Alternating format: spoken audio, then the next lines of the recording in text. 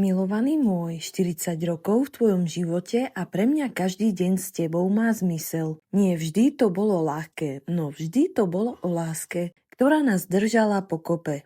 Ďakujem ti za tvoju blízkosť, pokoj, ktorý mi dávaš a za srdce, ktoré mi patrí. Mám ťa rada celým srdcom a som vďačná, že kráčame spolu. Všetko najlepšie praje tvoja milujúca rodinka, manželka Jarka s deťmi Boriskom, Chanel a Ashley.